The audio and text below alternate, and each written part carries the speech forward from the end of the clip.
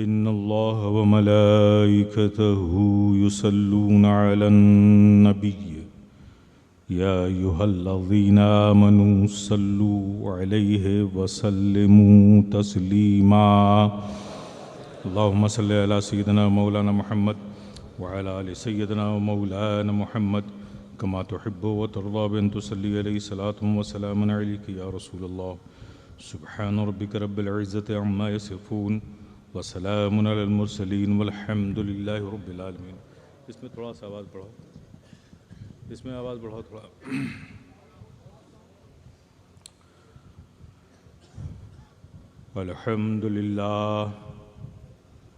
الحمد للہ نعبدہ ونستعینہ ونستغفرہ ونؤمن بہ ونتوکل علیہ ونعوذ باللہ من شرور انفسنا ومن سیئات اعمالنا من يهده الله فلا مضل له ومن يضلله فلا هادي له ونشهد أن لا إله إلا الله وحده لا شريك له ونشهد أن محمدا عبده ورسوله أما بعد فأعوذ بالله من الشيطان الرجيم بسم الله الرحمن الرحيم ألا إن أولياء الله لا خوف عليهم ولا هم يحزنون الذين آمنوا وكانوا يتقون صدق اللہ مولانا العظیم وصدق رسول النبی الکریم ونحن على ذلك لمن الشاہدین والشاکرین والحمد للہ رب العالمین۔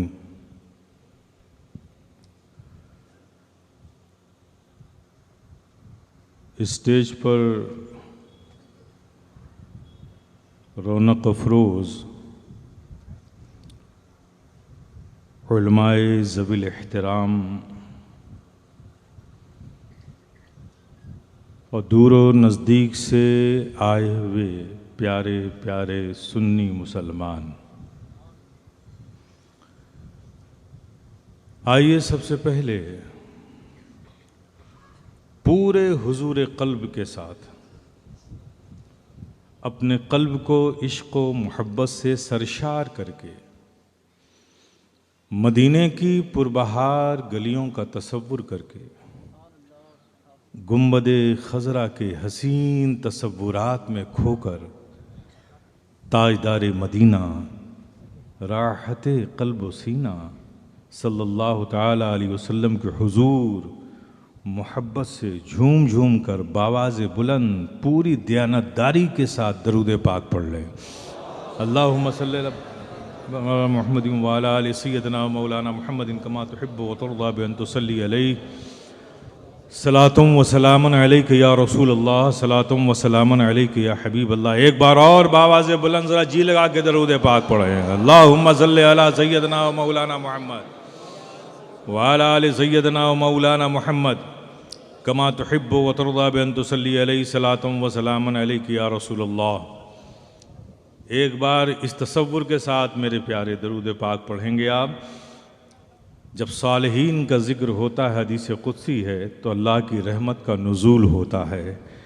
گویا کہ ہم سب اس وقت اللہ کی رحمت کے نزول کے سائے میں بیٹھے ہوئے ہیں۔ یہ تصور لے کر ایک بار محبت سے درود پاک پڑھ لیں۔ اللہم صلی علی سیدنا و مولانا محمد وعلی آل سیدنا و مولانا محمد کما تحب و ترضى بأن تصلی علیہ صلاۃ و سلام علیک یا رسول اللہ، صلاۃ و سلام علیک یا حبیب اللہ، صلاۃ و سلام علیک یا نبی اللہ۔ ماشاءاللہ بڑی محبتوں سے اس محفل کو سجایا گیا۔ آپ سب اس بزم محبت میں اپنی محبتیں لے کر حاضر آئے۔ یہ فقیر اشرفی گدائے جیلانی رب کی بارگاہ میں دعا کرتا ہے کہ مولا کریم آپ سب کا اس بزم محبت میں آنا قبول فرما لے۔ اور اس محفل کی برکتیں اس محفل کو سجانے والے کو اور ہر آنے والے کو عطا فرمائے، ہمیں عطا فرمائے اور ہمارے آنے والی نسلوں کو عطا فرمائے۔ آج کے اس جلسے کا انعقاد، اس جلسے کو جو منسوب کیا گیا ہے جشن مخدوم اشرف جہانگیر سمنانی سے،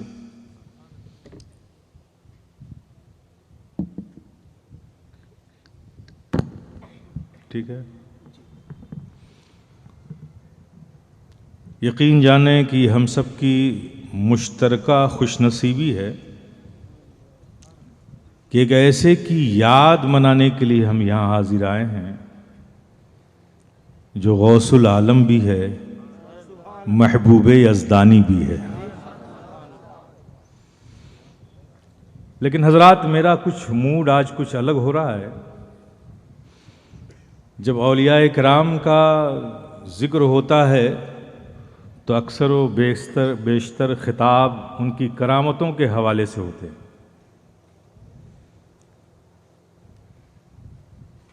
بتایا جاتا ہے، غوث پاک کا محفل ہوتی ہے تو یہ بتایا جاتا ہے کہ غوث پاک کی وہ شخصیت تھی، تاجدار ولایت ہیں، ان کا قدم سارے ولیوں کے کندھوں پر ہے، یہ وہ ہیں جنہوں نے مردوں کو زندہ کر دیا، ڈوبی ہوئی کشتی کو نکال دیا۔ محفلوں میں عام طور پر یہی ذکر ہوتا ہے۔ اسی طرح سے مخدوم پاک مخدوم اشرف جہانگیر سمنانی کا واقعہ ہوگا، ان کی محفل ہوگی تو یہی بتایا جائے گا، آپ کی سماعتوں تک یہی بات لائی جائے گی کہ غوث العالم ہے، محبوب یزدانی ہیں، یہ وہ ہیں جنہوں نے پتھر کی مورتی کو بھی چلتا پھرتا انسان بنا دیا۔ یہ بات کہی جاتی ہے، کہی جاتی رہے گی، چونکہ یہ واقعہ ہے اور حق ہے، حقیقت میں یہ ہوا ہے۔ لیکن میں آج اس کا ذکر نہیں کروں گا۔ میں چاہتا ہوں کہ آج مخدوم شمنا کی یاد منانے کے لیے آپ آئے ہیں تو یہاں سے کچھ آپ کے ذہن و فکر کی اصلاح بھی ہو اور اسے مخدومی فیض سمجھ کے آپ اپنے گھر لے جائیں۔ میں نے جس آیت کریمہ کی تلاوت کا شرف حاصل کیا بہت مشہور ہے، بہت معروف ہے،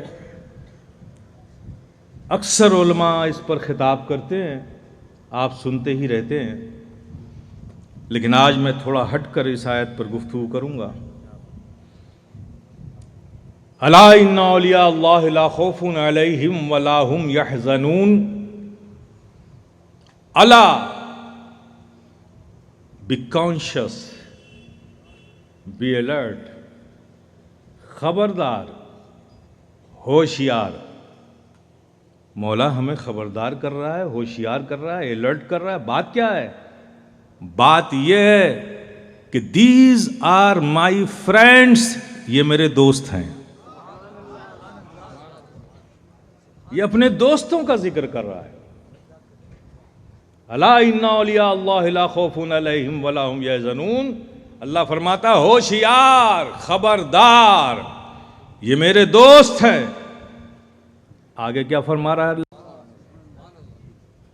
کس اہتمام سے اللہ اپنے دوستوں کا تعارف کرا رہا ہے،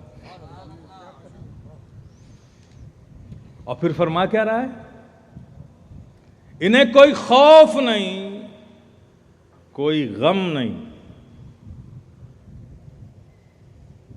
اچھا، ولیوں کو کوئی خوف نہیں، کوئی غم نہیں؟ ہم نے میر میرا، پیر پیرا، محبوب سبحانی، غوث سمدانی، شہباز لامکانی، حضرت شیخ عبد القادر جیلانی کو مطاف میں سجدے میں سر رکھ کر خشیت میں تڑپ تڑپ کر روتے دیکھا ہے۔ یہ تڑپ تڑپ کر رب کی بارگاہ میں رونا، یہ خوف کی علامت ہے۔ غوث اعظم پر خوف، اور اللہ فرماتا ہے کہ خوف نہیں، غم نہیں۔ میرے پیارے اسے سمجھ لو، یہ خوف و غم فطری چیز ہے۔ یہ ہر انسان میں اللہ نے ودیت فرمایا ہے، خوف کا ہونا، غم ہونا۔ مولا پھر تو کہہ رہا ہے، اور دوسری طرف دیکھیں آپ، وہی رب ہے جو یہ کہہ رہا ہے کہ اور موسیٰ رب کی بارگاہ میں کھڑے ہونے سے ڈرے۔ نبی کے بارے میں کہہ رہا ہے ڈرے۔ ایوب روئے، رونا غم کی علامت، کھڑے ہونے سے ڈرے، ڈرنا ڈرنے کی علامت۔ تو نبیوں میں خوف بھی، نبیوں میں غم بھی، اور ولیوں کے بارے میں کہہ رہا خوف نہیں غم نہیں۔ تو نبوت افضل ہے کہ ولایت؟ نبیوں میں خوف بھی، نبیوں میں غم بھی، وہی رب فرما رہا ہے، اور ولیوں کے بارے میں کہہ رہا ہے کہ انہیں کوئی خوف نہیں، کوئی غم نہیں۔ یہ بات سمجھ میں آتی ہے؟ میرے پیارے سنو، یہ خوف و غم کا ہونا یہ ہماری فطرت میں اللہ نے ودیت فرمایا ہے۔ یہاں جو رب فرما رہا ہے کہ اے لوگوں سنو، ہوشیار ہو کر سنو، خبردار ہو کر سنو، یہ میرے دوست ہیں، یہ ایسے دوست ہیں کہ جب یہ میری یادوں میں مستغرق ہوتے ہیں، میرے ذکر میں ہوتے ہیں، تو پھر میرے اتنے قریب ہوتے ہیں کہ ساری دوریاں مٹا دی جاتی ہیں، سارے حجابات دور کر دیے جاتے ہیں، سارے پردے گرا دیے جاتے ہیں، اور میرے اتنے قرب میں ہوتے ہیں، تو اس وقت نہ انہیں کوئی خوف ہوتا ہے نہ کوئی غم ہوتا ہے۔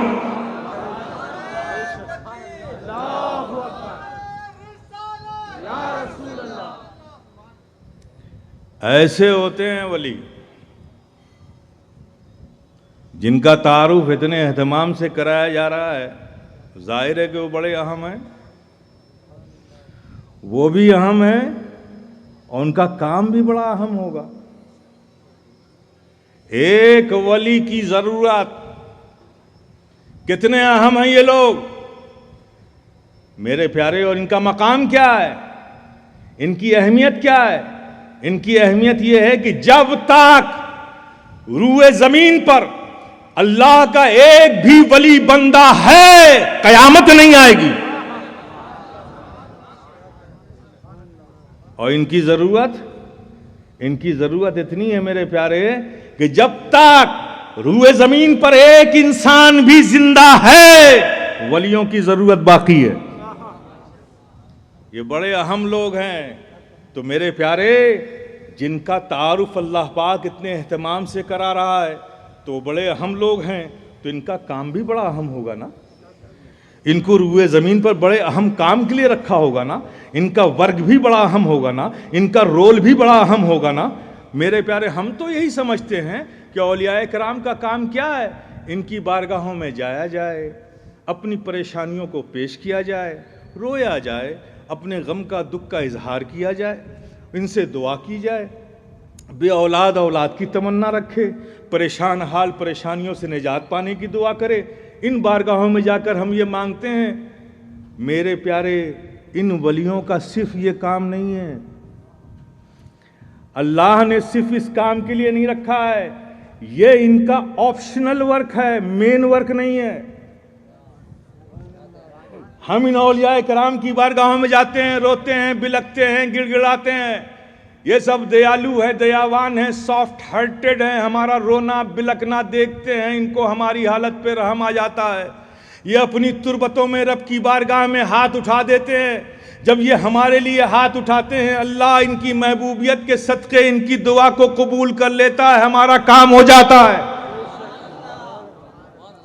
لیکن یہ اولیاء کرام کا یہ کام، یہ مین ورک نہیں ہے، یہ آپشنل ورک ہے، یہ ایڈیشنل ورک ہے کہ ہماری ضرورتیں وہاں سے پوری ہو جاتی ہیں، وہ فیضان ہمیں عطا کر دیتے ہیں۔ تو میرے پیارے، تو پھر ان کا مین ورک کیا ہے؟ جن کا تعارف اللہ نے اتنے اہتمام سے کرایا، تو ان کو کسی خاص مقصد کے لیے روئے زمین پر رکھا ہوگا، ان کا ورک بھی بڑا اہم ہوگا، وہ بھی بڑے اہم، ان کا ورک بھی بڑا اہم۔ تو میرے پیارے، ان اولیاء کرام کا اس روئے زمین پر مین ورک کیا ہے، مین رول کیا ہے؟ تو میرے پیارے، ان اولیاء کرام کا روئے زمین پر مین ورک یہ ہے کہ جب کسی ایسے حالات میں، حالات تشدد کے ہوں، حالات عصبیت کے ہوں، حالات آمریت کے ہوں، حالات ظلم کے ہوں، حالات اجنبیت کے ہوں، حالات بیگانگیت کے ہوں، حالات غیریت کے ہوں، ایسے کسی ماحول میں جب کسی مسلمان کو اسلام کے کسی احکام پر عمل کرنا اپنے لیے ناممکن لگنے لگے، شہر میں کرفیو لگا ہے، گھر سے نکلنے پر پابندی ہے، ایک مسلمان مسجد میں جا کر نماز ادا نہیں کر سکتا، اس لیے کہ شہر کے حالات بگڑے ہوئے ہیں۔ جب کسی ایسے حالات میں اسلام کے کسی احکام پر عمل کرنا ایک مسلمان اپنے لیے ناممکن سمجھنے لگے تو بس پیارے وہیں سے ان اولیاء کرام کا کام شروع ہو جاتا ہے۔ وہ ان حالات میں پہنچ کر، وہ حالات چاہے تشدد کے ہو، وہ حالات چاہے غضب کے ہو، وہ حالات چاہے ظلم کے ہو، وہ حالات چاہے آمریت کے ہو، وہ چاہے حالات حاکمیت کے ہو، وہ چاہے حالات غیریت کے ہو، ایسے کسی بھی حالات میں پہنچ کر اور اسلام کے احکام پہ عمل کر کے وہ دنیا کو پیغام دیتا ہے کہ پیارے یہ اسلام ہے، اسلام اس پہ عمل کرنا سعودیہ میں بھی ممکن ہے، اس پہ عمل کرنا یمن میں بھی ممکن ہے، اس پہ عمل کرنا بغداد میں بھی ممکن ہے، اس پہ عمل کرنا سیریا میں بھی ممکن ہے، اس پہ عمل کرنا قطر میں بھی ممکن ہے، اس پہ عمل کرنا بحرین میں بھی ممکن ہے، اور اس پہ عمل کرنا سوئٹزرلینڈ کی برف پوش پہاڑیوں میں بھی ممکن ہے، اس پہ عمل کرنا یونائٹڈ کنگڈم میں بھی ممکن ہے، اس پہ عمل کرنا یونائٹڈ اسٹیٹ میں بھی ممکن ہے، اس پہ عمل کرنا چائنا میں بھی ممکن ہے، اس پہ عمل کرنا رشیا میں بھی ممکن ہے، اس پہ عمل کرنا جاپان میں بھی مشکل ہے، اس پہ عمل کرنا ہندوستان میں بھی ممکن ہے۔ یہ اسلام ہے، اسلام یہ کوئی اور مذہب نہیں کہ کاشی و متھرا میں تو ممکن ہو لیکن سوئٹزرلینڈ میں ممکن نہ ہو۔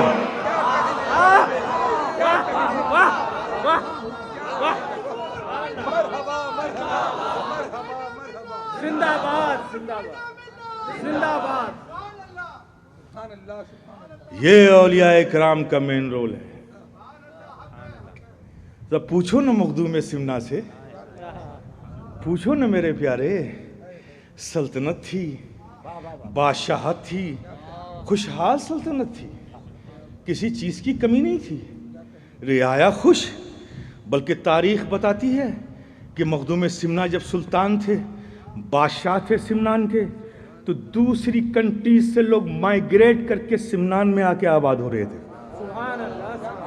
اتنی خوشحال حکومت تھی مخدوم سمنا کی، خزانے بھرے ہوئے تھے، نوکروں کی تعداد کی کمی نہیں تھی، آرام و آشائش بھی تھی، نرم و گداز بستر بھی تھے، خدمت گار بھی تھے، سلطنت خوشحال تھی، سب کچھ تو تھا۔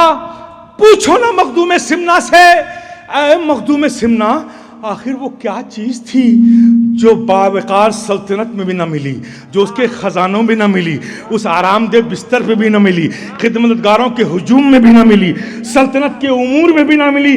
آخر وہ کیا چیز تھی جس کو پانے کے لیے سلطنت آپ نے چھوڑ دی، بادشاہت آپ نے چھوڑ دی، آرام دہ زندگی آپ نے چھوڑ دی، خدمتگاروں کا ہجوم چھوڑ دیا، آپ نے سارے آرام و آشائش چھوڑ دی؟ تو میرے پیارے مخدوم سمنا سے پوچھو گے تو وہ یہی کہیں گے، ارے میرے پیارے میں تمہیں کیسے بتاؤں، جس پھل کو تم نے چکھا ہی نہیں اس کی لذت کیسے سمجھو گے، کیسے جانو گے کہ وہ کیا چیز تھی جس کو پانے کے لیے بادشاہت چھوڑ دی جاتی ہے، جس کو پانے کے لیے گھر چھوڑ دیا جاتا ہے، جس کو پانے کے لیے خدمتگاروں کا ہجوم چھوڑ دیا جاتا ہے، جس کو پانے کے لیے خزانے چھوڑ دیے جاتے ہیں۔ ارے وہ دیدار الہی کا جلوہ ایسا جلوہ ہوتا ہے جس کو پانے کے لیے متاع زندگی لٹا دی جاتی ہے۔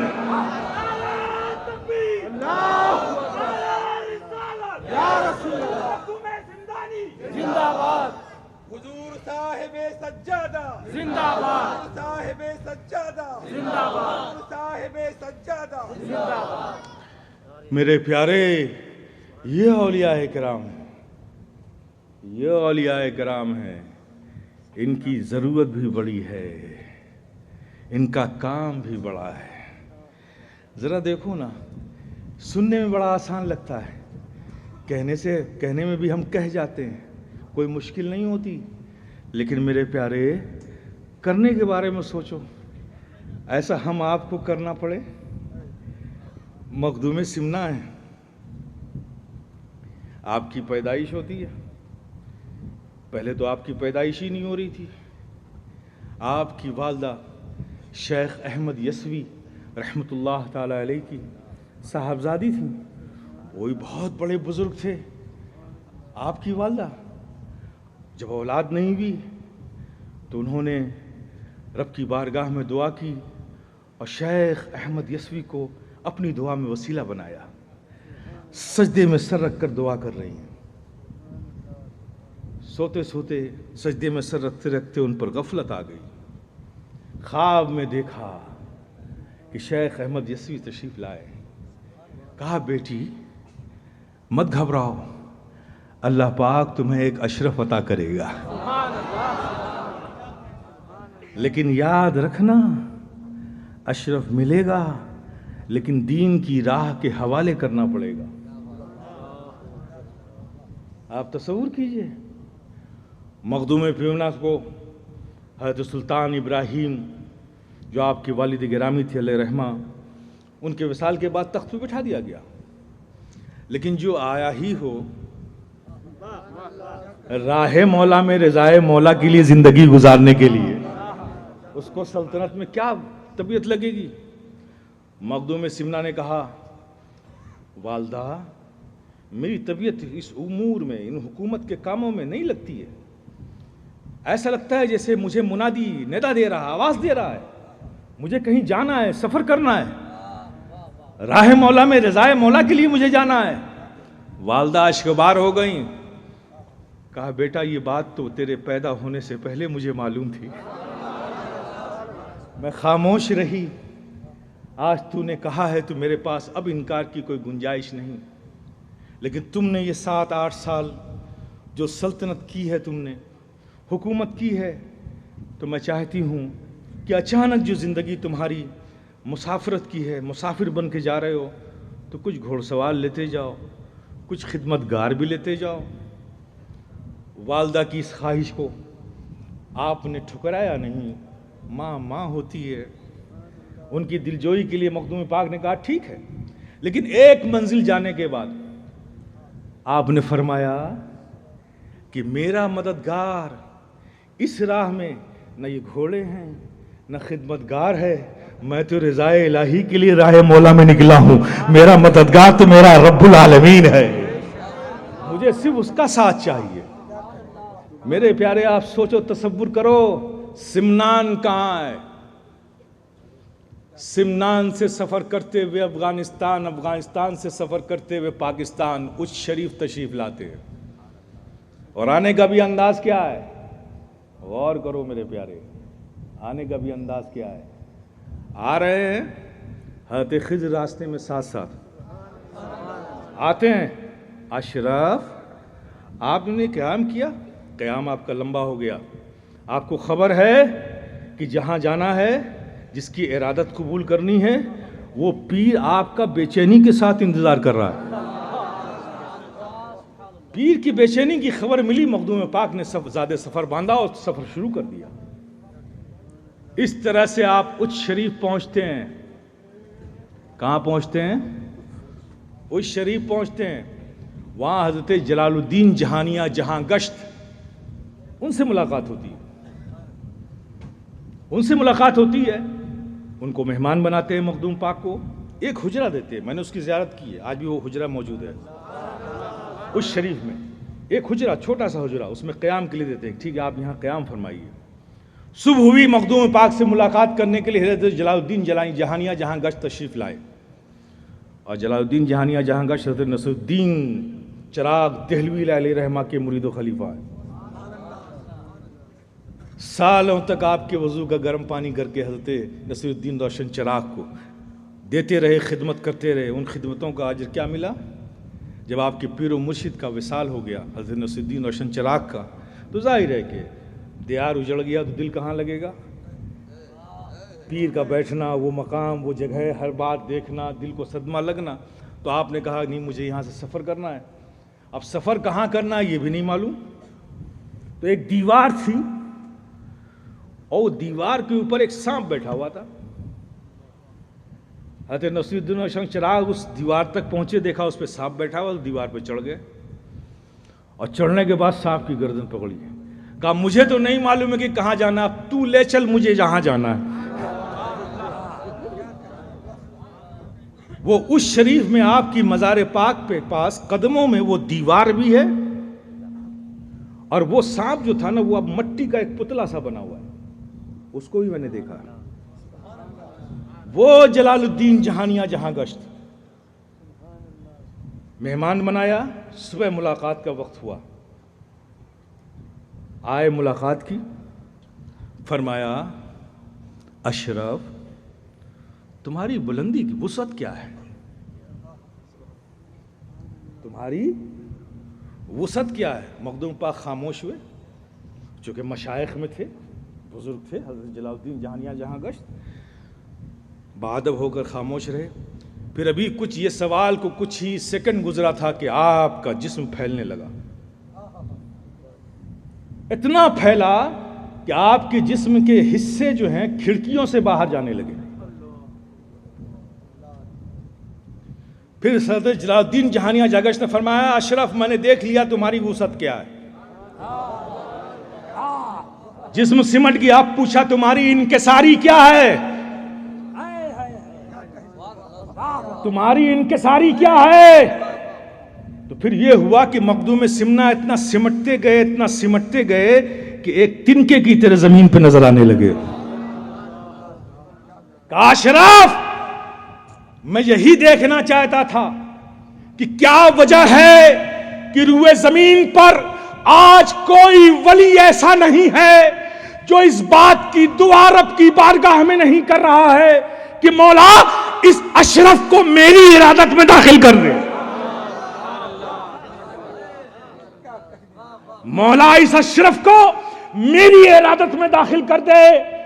لیکن اشرف تم بھائی شیخ علاء الحق پنڈوی گنج نبات کا حصہ بن چکے ہو، سارے گروہ اولیاء میں سارے اولیاء کی جماعت انتظار میں ہے کہ کاش اشرف میری ارادت میں داخل ہو جائے۔ میرے پیارے یہ مخدوم پاک کا مقام ہے، آپ سوچیں، کہنا اور سننا تو بڑا آسان ہوتا ہے، لیکن کرنے کی بات ہوتی ہے۔ سب کچھ چھوڑ دیا ایک رضا الہی کے لیے، سب کچھ چھوڑ دیا خدمت خلق کے لیے، اور مخدوم پاک جہاں گئے، آج مخدوم پاک سے ارادت رکھنے والے، ان سے محبت کرنے والے، انہوں نے اپنے معاشرے کا اتنا اثر ان پر ہوا کہ معاشرے میں بھی سب کو بابا بنا رہے ہیں، مخدوم پاک کو بھی بابا بنا دیا۔ یہ غلط فہمی ہے آپ کی، مخدوم پاک اپنے وقت کے مجدد ہیں،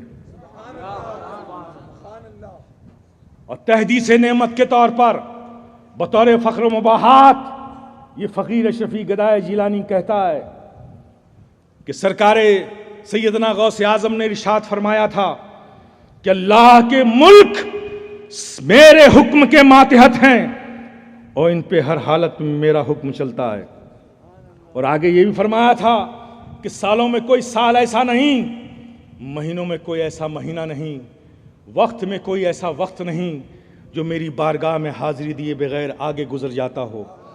یہ غوث اعظم نے فرمایا تھا۔ غوث العالم محبوب یزدانی میر سید اشرف جہانگیر سمنانی نے کیا فرمایا؟ انہوں نے فرمایا کہ اللہ کے سارے ملک میرے حکم کے ماتحت ہیں، اور مخدوم اشرف جہانگیر سمنانی نے فرمایا کہ ادوار عالم کا نظام میرے ذمہ ہے۔ غوث اعظم فرمائے کہ میرے حکم کے ماتحت ہے اللہ کے سارے ملک، اور غوث العالم محبوب یزدانی فرمائے کہ اس کا نظام، اس کا انتظام میرے ذمہ ہے، جو کچھ زمانے میں گردش میں ہے اس کا نظام کرنا میرے ذمہ ہے۔ تو پتہ کیا چلا؟ خدا کی مملکت داد کے مالک کا نام غوث اعظم ہے، اور اس کی ہوم منسٹری کا نام غوث العالم ہے۔ اسی لیے تو اعلیٰ حضرت اشرفی میں نے فرمایا تھا کہ اشرفی ناز کر تو اشرف پر، اشرفی ناز کر تو اشرف پر، کون پاتا ہے خاندان ایسا، کون پاتا ہے خاندان ایسا. اور یقین اور محبت کی بات ہے, آپ بھی آزما لینا, دل کی گہرائیوں سے ایک بار یاد کر کے دیکھو تو تمہیں بھی قریب محسوس ہوں گے. پکار کر دیکھنا کہ مصیبت میں جہاں سوچا تجھے آواز دوں اشرف, میری آواز سے پہلے تیری آواز آئی ہے.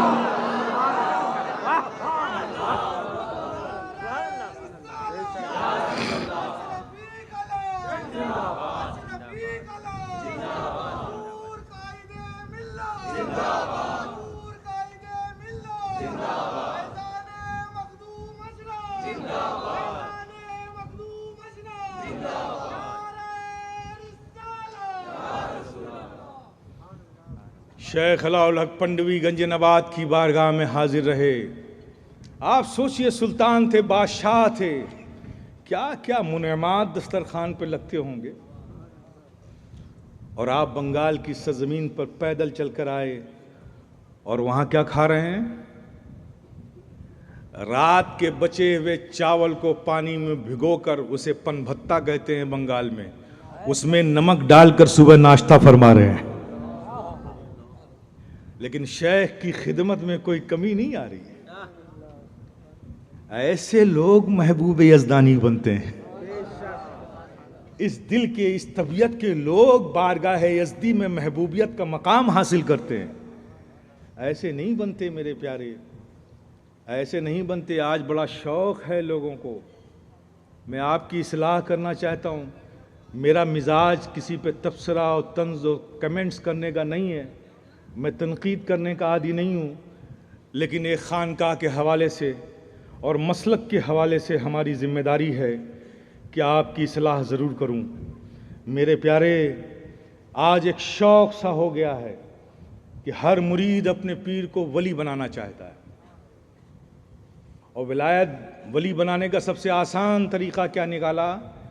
پوسٹر میں لکھ دیا آفتاب ولایت, شہنشاہ ولایت, تاج الاولیاء. ارے جو ہیں ان کو تو دنیا کہہ رہی ہے, آپ کیوں بنا رہے ہو بھائی؟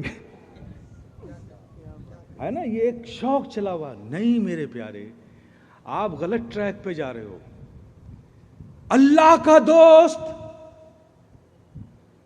آپ بتائیے, آپ سڑک کے باہر نکل کر کسی کا ہاتھ پکڑ کے کہیں گے کہ یہ محمود میاں کا دوست ہے؟ یہ حق ہے آپ کو؟ بھئی میرا دوست تو میں بناؤں گا نا, یہ آپ بنائیں گے؟ کیوں بنایا آپ نے؟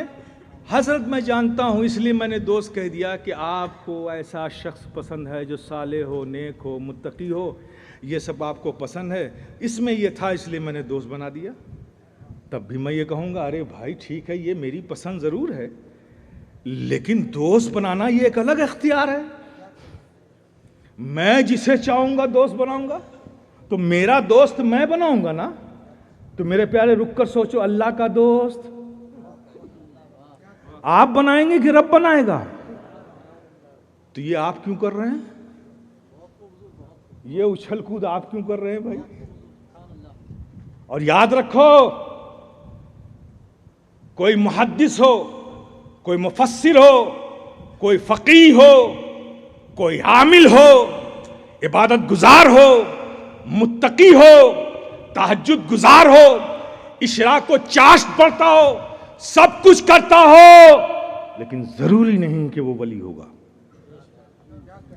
ہاں یہ صحیح ہے کہ ولی وہی ہوتے ہیں جو عالم بھی ہوتے ہیں, عامل بھی ہوتے ہیں, متقی بھی ہوتے ہیں, زاہد بھی ہوتے ہیں, خشیت الہی رکھنے والے ہوتے ہیں, وہ تمام عبادتیں کرنے والے ہوتے ہیں. جو ولی ہوتے ہیں ان میں یہ خوبیاں ہوتی ہیں, لیکن یہ ضروری نہیں کہ جن میں یہ خوبیاں ہوں وہ سب ولی ہو جائیں. اس لیے کہ اپنا دوست بنانے کا اختیار تو رب کو ہے. وہ کس کے تقوی کو قبول کرے گا, کس کی خشیت کو قبول کرے گا, کس کے عمل کو قبول کرے گا, نہیں کرے گا, یہ اس کا اختیار ہے. میرے پیارے, ہمیں ایسا نہیں کرنا چاہیے. علماء ہیں, ان کی عزت کرنا یہ آپ کے لیے کافی ہے. مشائخین ہیں, ان کا ادب کرنا آپ کے لیے کافی, ان کی تکریم کرنا آپ کے لیے کافی ہے. یہ ضروری نہیں اپنی بے چین خواہشوں کو لگام لگانے کی ضرورت ہے.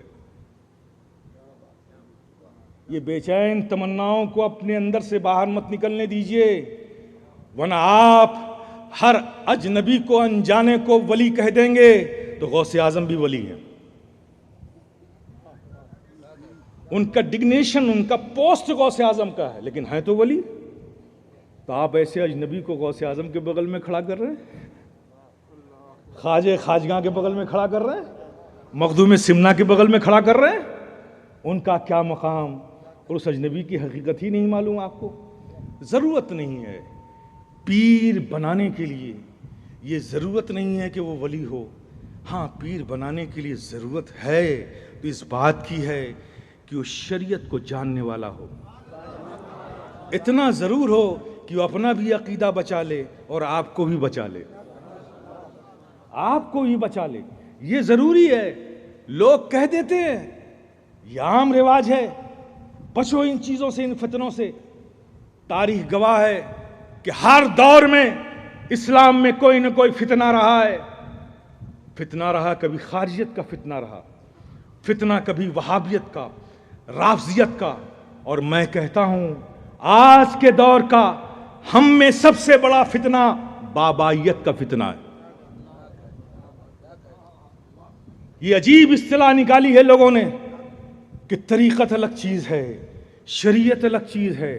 یہ مولوی لوگ شریعت والے ہیں، ہم تو طریقت والے ہیں، سینہ بسینہ آیا ہے۔ ارے کس سینے سے آپ کو آیا ہے بھائی؟ ارے بنجر زمین پر تو کوئی کسان بھی دانہ، جاہل کسان بھی دانہ نہیں ڈالتا۔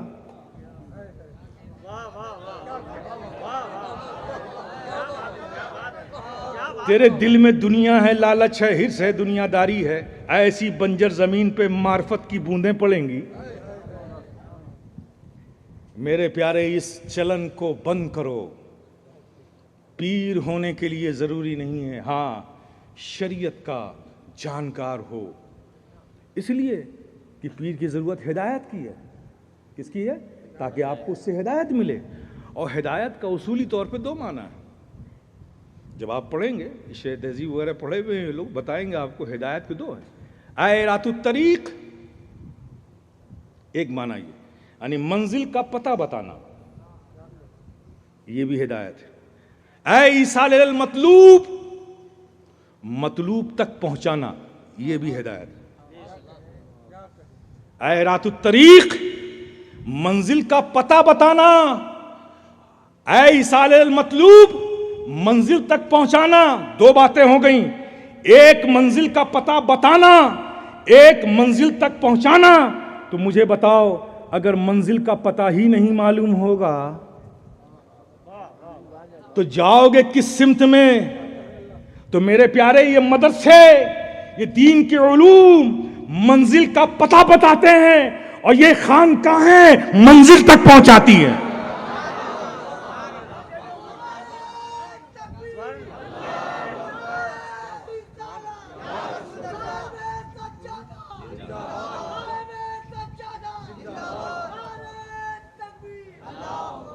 یہ منزل تک پہنچاتی ہے۔ اب مجھے بتاؤ خانقاہ میں اگر ایسے لوگ بیٹھیں گے جنہیں خود منزلی کا پتہ نہ ہو تو کہاں پہنچائیں گے وہ؟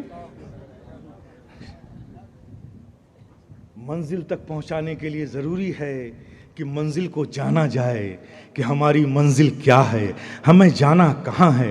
وہ خود منزل تک جا چکا ہو تبھی تو آپ کو ساتھ لے کر جائے گا۔ اسی لیے مدرسے سے پڑھنے والے لوگ منزل کا پتہ جانتے ہیں۔ اب اس پتے پر منزل تلاش کریں گے تو بھٹک جانے کا خوف ہے، اور بھٹک بھی جاتے ہیں، چونکہ ایڈریس لے کر کسی کے مقام پر صحیح پہنچ جانا یہ ضروری نہیں، بھٹک جانے کا گمراہ ہے۔ ایک ایسا راؤنڈ آ گیا، ایک ایسا کٹ آ گیا، کنفیوز ہو گئے کہ یہ تو لکھا ہی نہیں پرچے میں، اب ادھر جاؤں کہ ادھر جاؤں۔ تو پتے سے یہ ممکن ہے کہ آپ منزل سے بھٹک جاؤ، لیکن اگر ساتھ میں کوئی ایسا ہو جو منزل پہ جا چکا ہو اور وہ آپ کا ساتھی ہو تو کیا پھر بھی بھٹکنے کا امکان ہے؟ پھر تو نہیں ہے نا میرے پیارے۔ اس لیے مدرسہ منزل کا پتہ بتاتے ہیں، اور یہ خانقاہ میں بیٹھے ہوئے لوگ وہ ہیں جو منزل کا پتہ جان کر منزل تک پہنچ جاتے ہیں، پھر لوگوں کو وہاں تک پہنچاتے ہیں۔ اور آسان سی بات کر دوں، یہ شریعت و طریقت کو الگ الگ ڈیفینیشن دینا یہ سب سے بڑی گمراہی ہے میرے پیارے۔ شریعت و طریقت الگ نہیں ہو سکتی ہے تو مجھے بتاؤ، تمثیلاً کہہ رہا ہوں، کسی کے سر میں بال نہ ہو، وہ دعویٰ کرے کہ میں مانگ نکالتا ہوں، بولو نا میرے پیارے، ایسے شخص کو کیا کہو گے تم؟ پاگل ہو گیا ہے کیا؟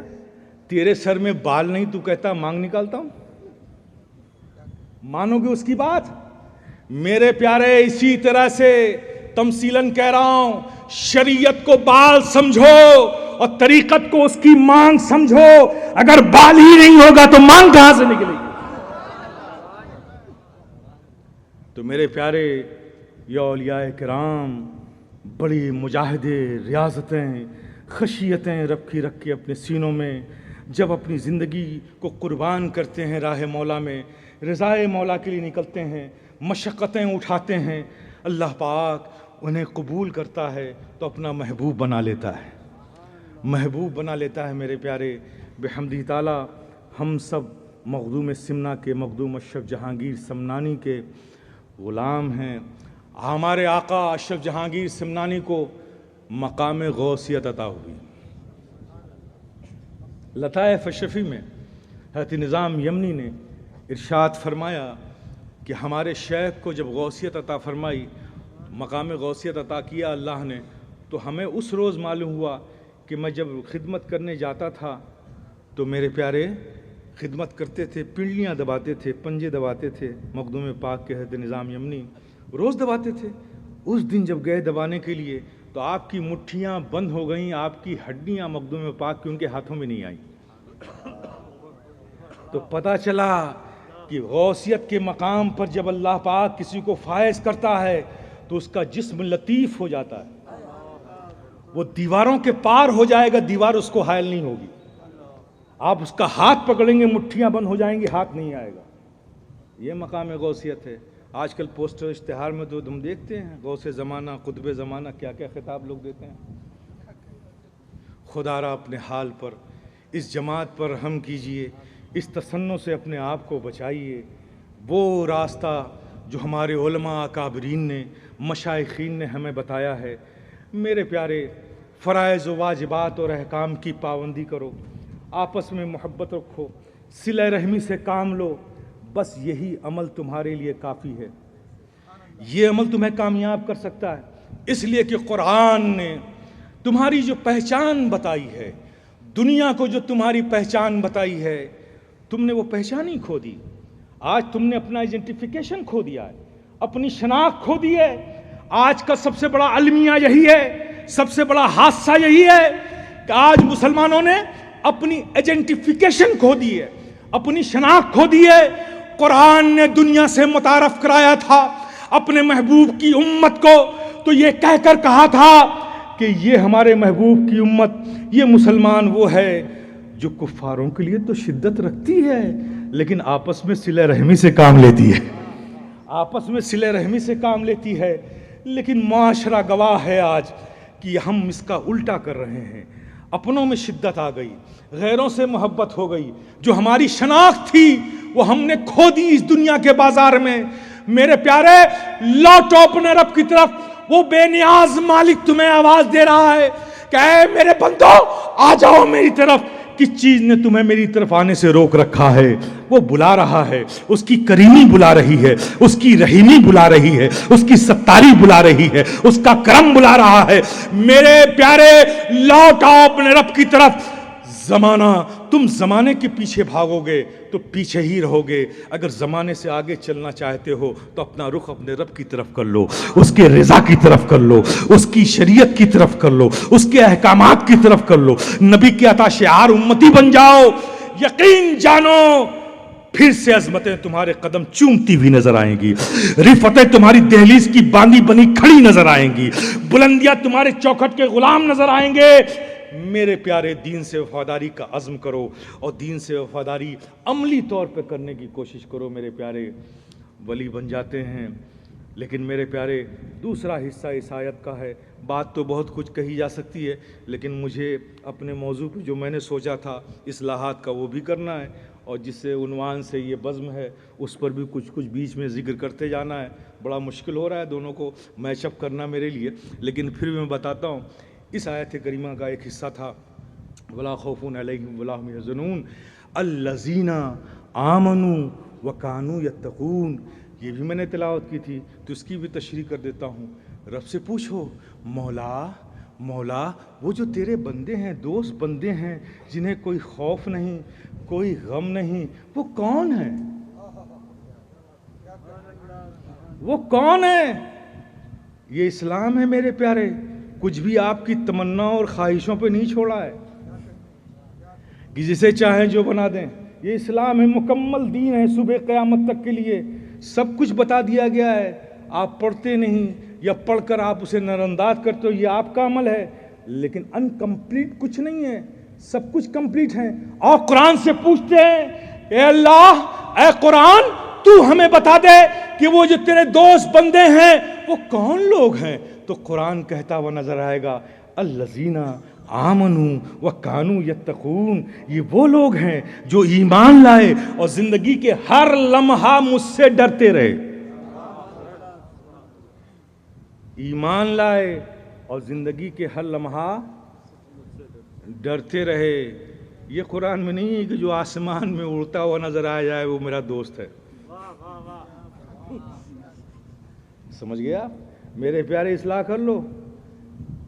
آپ کی عقل کو کوئی ایسی چیز، آپ کی نظروں کو ایسی چیز نظر آ جائے جو محیر العقول ہو، جو آپ کی عقل میں نہ آئے، آپ اسے کرامت بنا دیتے ہیں. دھڑ سے کرامت مند بناؤ. پہلے دیکھو جو اللہ ہمیں ڈائریکشن دے رہا ہے. کوئی ایسی چیز دیکھو کسی سے صادر ہوتے ہوئے جو تمہاری عقلوں میں نہ آئے تو فوراً ولی مت مان لینا، فوراً اسے کرامت کا نام نہ دے دینا، بلکہ پہلے دیکھنا. قرآن ہمیں یہی ڈائریکشن دے رہا ہے، ہمارا رب ہم سے ہی فرما رہا ہے. پہلے دیکھنا کہ وہ ایمان والا ہے کہ نہیں. ایمان والا ہے، اب دیکھو تقوی والا ہے کہ نہیں. الذین آمنوا وکانوا یتقون. یہ وہ لوگ ہیں جو ایمان لائے اور زندگی کے ہر لمحہ مجھ سے ڈرتے رہے. پھر دیکھنا تقوی والا ہے کہ نہیں. اور میرے پیارے، تقوی کا بھی دو مزاج ہے. ایک ہے محفل کا تقوی، ایک ہے جلوت کا تقوی، ایک ہے خلوت کا تقوی. محفل میں تو سبھی متقی بن جاتے ہیں، یہ تنہائیوں میں متقی ہے کہ نہیں ہے؟ بھائی خانقاہی آدمی ہوں، بات ادھوری نہیں چھوڑوں گا. تقوی کیسے دیکھو گے؟ ایمان تو معلوم ہو جائے گا یہ متقی ہے کہ نہیں، ہر لمحہ خدا سے ڈرنے والا ہے کہ نہیں. تو محفل میں تو ڈرنے والا نظر آ جائے گا، تنہائیوں میں بھی ڈرتا ہے کہ نہیں. وہاں آپ کی رسائی کیسے ہوگی اس کی تنہائیوں میں، ہے نا؟ تو میرے پیارے، اب اس مسئلے کو حل کرنے کے لیے آئیے مفسر اعظم رحمت عالم صلی اللہ تعالی علیہ وسلم کی بارگاہ میں آتے ہیں. آقا فرماتے ہیں کہ سنو، کسی شخص کے بارے میں اس وقت تک کچھ نہ کہو، کوئی فیصلہ مت لو، نو ڈیسیزن، نو اوپینین، اپنی کوئی رائے مت رکھو جب تک کہ اس سے 3 معاملات نہ کر لو. میں دے رہا ہوں آپ کو کسوٹی، پریشان نہ ہو. 3 معاملات نہ کر لو. کیا؟ اسے اپنا پڑوسی بنا لو. دوسرا، اس کے ساتھ سفر کر لو. تیسرا، اس سے لین دین کر لو.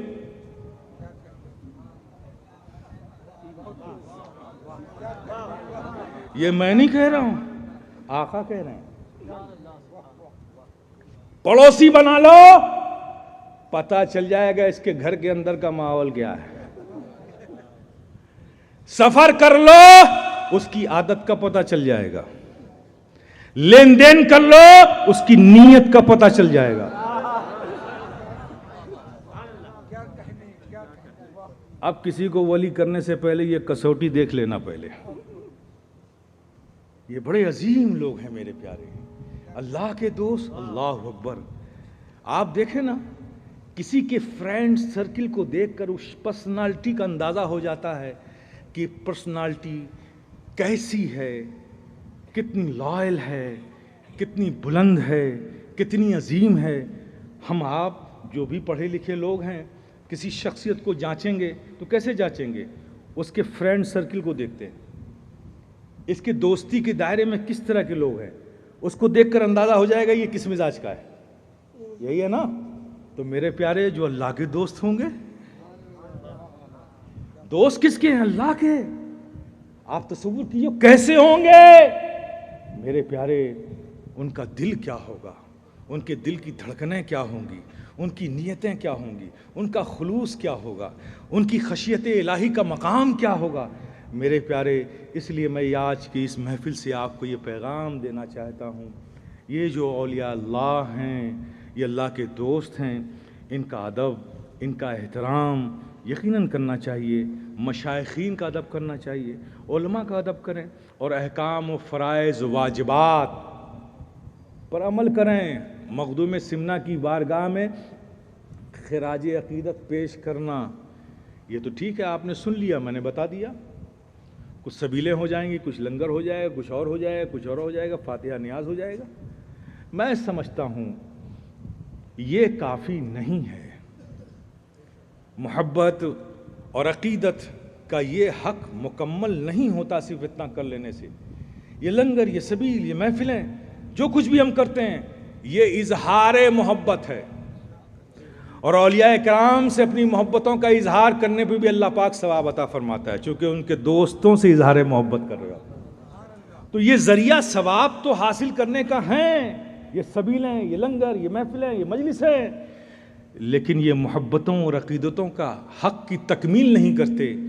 محبتیں اور عقیدتیں مکمل اس وقت تب ہوں گی، مخدوم اشرف کا غلام تم اس وقت صحیح معنوں میں تب بنو گے کہ تم ایسے مسلمان بن جاؤ جیسا مخدوم اشرف تمہیں دیکھنا چاہتے ہیں. غوث اعظم کے ایسے غلام بن جاؤ، ایسے مسلمان بن جاؤ جیسا غوث اعظم تمہیں دیکھنا چاہتے ہیں. غریب نواز کے ایسے شیدائی بن جاؤ، بن کر ایسے مسلمان بن جاؤ جیسا غریب نواز تمہیں دیکھنا چاہتے ہیں. تو فجر کا وقت آئے، تمہارے سجدوں کو رب کی بارگاہ میں جھکا غوث اعظم بھی دیکھنا چاہتے ہیں، خواجہ خواجگاہ بھی دیکھنا چاہتے ہیں، مخدوم سمنہ بھی دیکھنا چاہتے ہیں. میرے پیارے، حق یہی چاہتا ہے، حق کا مطالبہ یہی ہے، محبتیں یہی چاہتی ہیں کہ جس سے محبت ہے اسے خوش کیا جائے، اسے راضی کیا جائے، جو اسے پسند آئے وہی اپنی زندگی بنا لی جائے. تو یہ ذکر و اذکار کی محفلیں ہوتی ہیں، ہوتی رہیں گی، لیکن میرے پیارے اب وقت آ چکا ہے کہ محبتوں کا حق ادا کیا جائے. اور حق ادا ان نعروں سے نہیں ہوگا، حق ادا صرف لنگر و سبیل سے نہیں ہوگا. حق ادا تب ہوگا کہ وہ جس روپ میں ہمیں دیکھنا چاہتے ہیں ہم اپنا وہی روپ بنا لے. جس رنگ کو پیا بھائے وہی رنگ میں اپنا لوں، یہ ورد جاری کرنا چاہیے، ہمیں ایسا ہی بن جانا چاہیے. وقت آ چکا ہے، اپنے مابین اتحاد و محبت پیدا کرو. کیوں؟ زمانے کو محبت کا درس دینے والی قوم، زمانے کو تمدن و تہذیب اور ادب سکھانے والی قوم، زمانے کو کھانے پینے، اٹھنے بیٹھنے، سونے جاگنے چلنے اور معاشرے میں رہنے کا نظام اور سلیقہ دینے والی قوم، آج اس کو دنیا نے خود اپنے جوتوں کی نوکوں پہ رکھا ہوا ہے. آج دنیا کہہ رہی ہے کہ مسلمان بڑا الٹریٹ ہے، انکلچرڈ ہے، انسیولائزڈ ہے. کوئی اگروادی کہتا ہے، کوئی آتنکوادی کہتا ہے. میرے پیارے، یہ جو بکتے ہیں انہیں بکنے دو،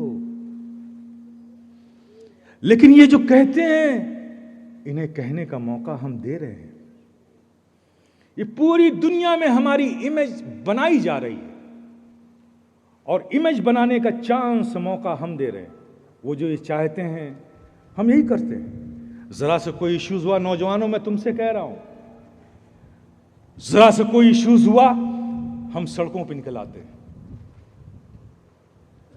سڑکوں پہ نکل کر ذرا سا کوئی کلیش ہوا، اسٹون تھروئنگ شروع ہو جاتی ہے، دکانیں توڑ پھوڑ. یہ کہاں کا کلچر ہے بھائی؟ کون سی زندگی سے تم نے لیا ہے بھائی؟ نبی کی مکی زندگی سے لیا ہے کہ نبی کی مدنی کی زندگی سے؟ ایسا تو نہ ہمیں نبی کی مکی زندگی میں نظر آتا ہے، نبی کی مدنی زندگی میں نظر آتا ہے۔ آخر اپنی اس عمل کا ماڈول کہاں سے تم نے بنایا ہے؟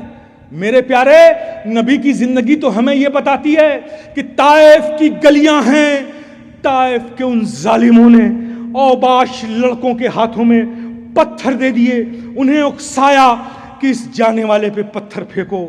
اوباش لڑکوں نے، ان ظالموں نے نبی کے اوپر پتھر اسٹون تھروئنگ کی۔ پتھر کو آتا ہوا دیکھ کر صحابہ کی مقدس جماعت نبی کے ارد گرد ڈھال بن کر کھڑی ہو گئی، سارے پتھروں کو اپنے جسموں پر لے لیا، لہو لہان ہو گئے، جسم سے خون بہنے لگا۔ یہ تو تاریخ میں ملے گا، لیکن دنیا اس تاریخ میں یہ نہیں دکھا سکتی کہ کسی ایک صحابی نے بھی اس پھینکے ہوئے پتھر کو اٹھا کر ان پھینکنے والوں کی طرف پھینکا ہو۔ یہ ہمارا کلچر ہے میرے پیارے۔ آپ کہو گے کہ پھر ہم کیا کریں؟ میرے پیارے، اللہ نے فرمایا ہے کہ لقد کان لکم فی رسول اللہ اسوۃ حسنہ، نبی کی زندگی تمہارے لیے نشان عمل ہے۔ آج اگر ہم ہند میں اس طرح کے مسائل سے جوجھ رہے ہیں تو اللہ نے تو کہا ہے نا کہ نبی کی زندگی تمہارے لیے نشان عمل ہے، تو چلو نبی کی زندگی میں دیکھتے ہیں ہماری آج کی پرابلم کا حل کیا ہے۔ تو میرے پیارے، میں ایڈوائز دوں گا نوجوانوں، آج جو کچھ بھی مسئلہ ہے اس کی کوئی حیثیت نہیں ہے۔ تم اپنے مسائل کا حل دیکھنا چاہتے ہو تو نبی کی مکی زندگی کا مطالعہ شروع کر دو، نبی کی مکی زندگی کا مطالعہ شروع کرو، نبی کی سیرت پڑھو، وہاں سے تمہیں راستے مل جائیں گے میرے پیارے۔ لیکن انسانیت کے خلاف، مانوتا کے خلاف ایسا وہ کام جسے کسی دوسرے انسان کو تکلیف ہو، اسلام اس کی ٹیچ کبھی نہیں کرتا، اس کا درس کبھی نہیں دیتا، بلکہ اللہ فرماتا ہے ایک انسان کا قتل ساری انسانیت کا قتل ہے، ایک انسان کی جان کا تحفظ ساری انسانیت کا تحفظ ہے۔ ہم اس قرآن کو ماننے والے ہیں، اس اسلام کو ماننے والے ہیں۔ ارے یہ اسلام تو وہ اسلام ہے میرے پیارے کہ یہاں تو پتھر اسٹون تھروئنگ کا کلچر کہاں سے آیا مجھے نہیں معلوم ہے۔ یہ اسلام تو وہ اسلام ہے میرے پیارے کہ کتوں کو پانی پلانے پہ بھی ثواب دیتا ہے، بلی کو کھانا کھلانے پہ بھی ثواب دیتا ہے۔ اگر راستے میں پتھر پڑا ہو تو اسے ہٹا دو، اس پر بھی اسلام ثواب دیتا ہے۔ ہم اس اسلام کے فالوورز اور بلیورز ہیں۔ دنیا نے ہم سے بہت کچھ سیکھا ہے میرے پیارے، اپنے آپ کو پہچانو۔ ان بزرگان دین کا فیضان کرم ہمارے سروں پر ہے، ہمیں راستہ بدلنا ہوگا، ان کے راستوں پر چلنا ہوگا انشاءاللہ مولا تعالیٰ۔ ان کی روحانیت کے سائے میں ہم زندہ ہیں، ان کی روحانیت کے سائے میں رہ کر اور ان کو راضی کرنے کا اپنے اندر جذبہ پیدا کر کے ہم بھی راہ مولا میں رضائے مولا کے لیے نکلیں گے تو نصرت و فتح ہمارا بھی قدم چومتی ہوئی نظر آئے گی۔ ضرورت ہے صرف سننے سنانے کی نہیں، کچھ کر گزرنے کی ضرورت ہے۔ آپس میں اتحاد و محبت پیدا کرو، ایک بنو، نیک بنو۔ یہ سب جو انتشار ہے اسے بالکل الگ کر دو۔ ہم سنی ہیں، بس ہماری یہی علامت کافی ہے۔ ہم سنی ہیں، اور میرے پیارے سنی کی بھی ڈیفینیشن، سنیت کی بھی ڈیفینیشن، چونکہ ایک چور دروازہ کھول لیا ہے۔ جب دنیا میں وہابزم بدنام ہوئی، وہابزم اور ٹیررزم کا وہ پرانا تعلق جب دنیا نے سمجھا تو دنیا نے آج کے دور میں بھی وہابیم اور ٹیررزم کی جو اصلیت ہے اس کو ہائی لائٹ کیا، تو انہوں نے اب اپنے کو وہابی کہنا چھوڑ دیا ہے، یہ بھی سنی کہنے لگے۔ سمجھ گیا نا؟ تو ہم وہ صلح کلی والے سنی نہیں ہیں، ہم حقیقی سنی ہیں۔ اب ہم سے کوئی سنی کیسے وہ بتائے گا تو ہم ہزاروں باتیں کہہ دیں گے، لیکن آپ کو ایک آسان سا فارمولہ دے رہے ہیں۔ آپ سے پوچھو یا آپ کسی سے پوچھو کیسے سنی ہو، وہ پوچھے آپ سے آپ کیسے سنی ہے، کہا کہ ہم سنی وہ سنی ہے جو علامہ فضل حق خیر آبادی، محقق الاطلاق شیخ عبدالحق محدث دہلوی، امام احمد رضا خان فاضل بریلوی کے مسلک پر عمل کرنے والے۔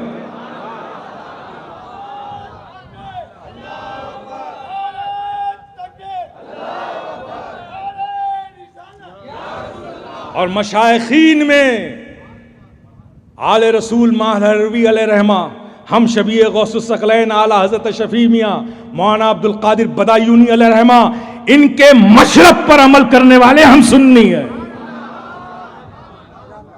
اب تم بتاؤ کہ ان کو مانتے ہو کہ نہیں مانتے؟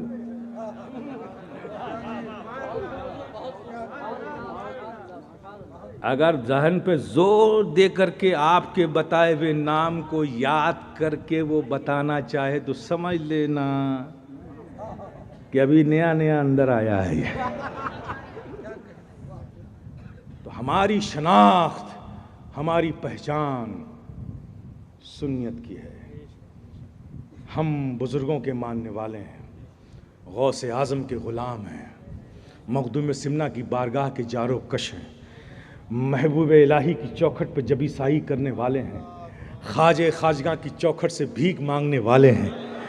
ہم ویسے سنی غلام ہیں میرے پیارے، یہی ہماری شناخت کافی ہے، اس دنیا کے لیے بھی کافی ہے، آخرت کے لیے بھی کافی ہے۔ ان اکابرین کا ادب و احترام، ان بزرگان دین سے محبت و ادب ہمارے سینوں میں یہ وہ سرمایہ ہے کہ جو ہمیں یہاں بھی فائدہ دے گا اور آخرت میں بھی فائدہ دے گا۔ اللہ پاک ہم سب کو راہ ہدایت پر چلنے کی توفیق عطا فرمائے۔ ما توفیقی الا باللہ وآخر دعوانا الحمدللہ۔ سلام علیکہ یا رسول، سلام یا حبیب، سلام علیکہ صلوات اللہ۔ اے نسیم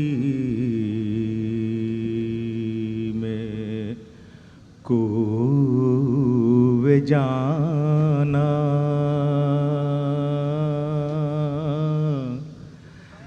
جب مدینے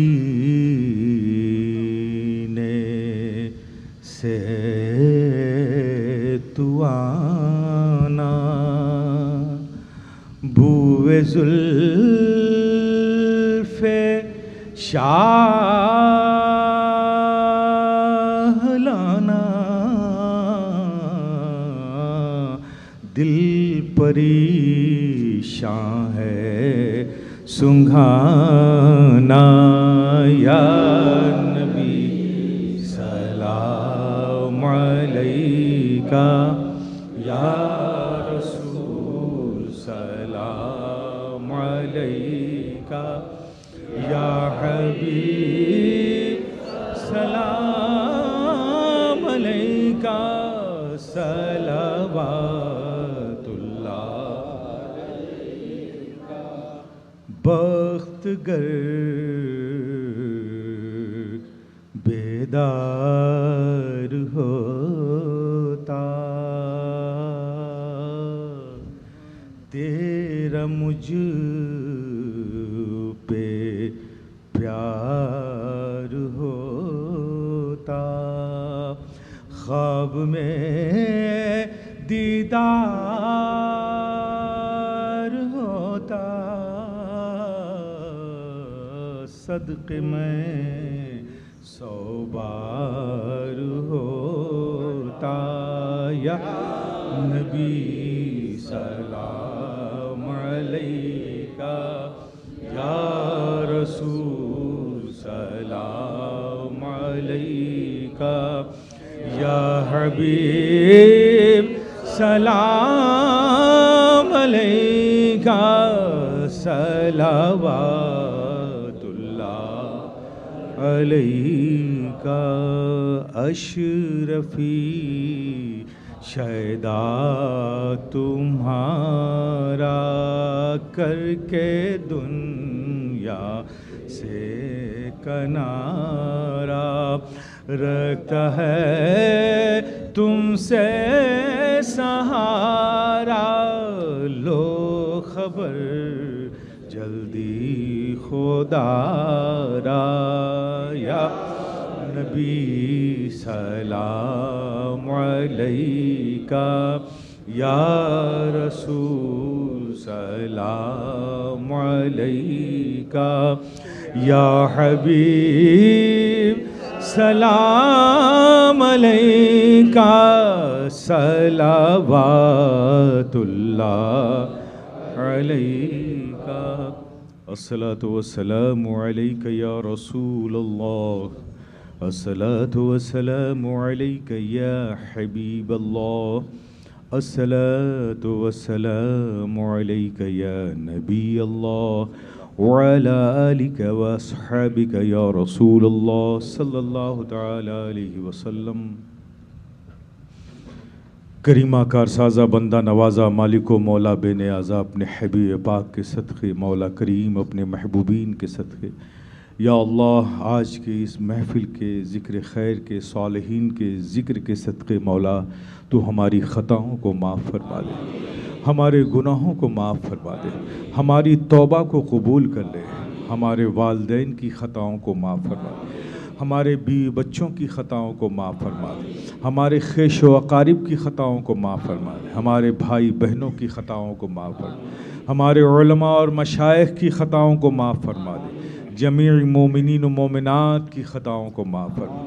یا اللہ ہم سب کو ایمان پر قائم رکھ، خاتمہ ایمان پر فرما، مولا کریم ہم سب کو عمل صالح کی توفیق عطا کر، ذوق عبادت عطا کر، سجدوں میں لذتیں عطا کر۔ یا اللہ تو ہمارے قلب کو عشق رسول کا مدینہ بنا دے، اپنے محبوبین کی سچی محبتیں عطا کر، اس راستے پر چلا مولا جس پر تیری رضا ہے، اس راستے سے بچا مولا جس پر تیرا عذاب ہے، اپنی توفیق کے سائے میں رکھ، اپنی نعمتوں سے نواز، اپنی رحمتوں کے سائے میں رکھ، مولا تو کریم ہے کرم کر دے، مولا تو رحیم ہے رحم کر دے، مولا تو ستار ہے ہمارے عیبوں کو چھپا لے۔ یا اللہ تیرے محبوب پاک کی، تیرے محبوبین کی ذکر کی محفل کو جن لوگوں نے سجایا ہے اور اس بزم محبت میں جو لوگ حاضر آئے ہیں مولا ان سب کی محبتوں کو، خدمتوں کو قبول فرما لے۔ یا اللہ اس محفل کی برکتیں سب کو عطا فرما، جو بیمار ہے مولا تو انہیں شفا دے دے، جو قرض میں ہے مولا تو انہیں قرض سے نجات دے دے، جو پریشان حال ہے مولا تو ان کی پریشانیوں کو دور فرما دے، جو تنگ دستی کے شکار ہے مولا تو ان کے گھروں میں خوشحالی عطا کر دے، جو بے روزگار ہے مولا تو انہیں روزی عطا کر دے، جو بے اولاد ہے مولا تو انہیں صاحب اولاد بنا دے، جن بچے بچیوں کے رشتے نہیں ہیں مولا تو انہیں غیب سے اچھے رشتے عطا کر دے۔ یا اللہ ہم سب کو نظر بد کی نظر سے، دشمنوں کے شر سے محفوظ رکھ، تمام ارضی و سماوی بلیات سے محفوظ رکھ، حاسدوں کے حسد سے محفوظ رکھ، منافقوں کے نفاق سے محفوظ رکھ، مولا کریم ہم سب کو ہر حساس سے محفوظ رکھ۔ یا اللہ تو اپنے محبوبین کا صدقہ عطا کر، یا اللہ سب کو صحت و زندگی و سلامتی عطا کر، مولا کریم سب کو خوش رکھ، شاد رکھ، آباد رکھ، اپنے فضل و کرم کے سائے میں رکھ۔ سرکار مخدوم پاک آپ کی محبتوں میں، آپ کی یاد کی اس محفل کو جن لوگوں نے سجایا ہے، جو لوگ شریک رہے، سرکار مخدوم پاک ان سب کی محبتوں اور خدمتوں کو قبول فرما لے، ان سب کو اپنے روحانی فیضان کے سائے میں رکھے، ان سب کی پریشانیوں پر نظر کرم فرما دے، ان سب کی پریشانیاں دور ہو جائیں۔ یا سید اشرف جہانگیر دست منظار و ناتوانگیر، اے اشرف زمانہ، زمانہ مدد نما، درہائے بسترا ز کلید کرم کشا، اشرف نہنگ دریا، دریا بسینہ دارت، دشمن ہمیشہ پرغم، با ذکر تو دوست دارت، بحق خواجہ عثمان ہاروں، بحق خواجہ عثمان ہاروں، مدد کن یا معین الدین چشتی، مدد کن یا معین الدین چشتی، مدد کن یا معین الدین چشتی۔ ان اللہ و ملائکتہ یصلون علی النبی یا ایہا الذین آمنوا صلوا علیہ وسلموا تسلیما۔ اللہم صلی علی سیدنا مولانا محمد وعلی آل سیدنا مولانا محمد کما تحب و ترضى بأن تصلی علیہ صلاة و سلام علیک یا رسول اللہ۔ سبحان ربک رب العزة عما یصفون وسلام علی المرسلین والحمد للہ۔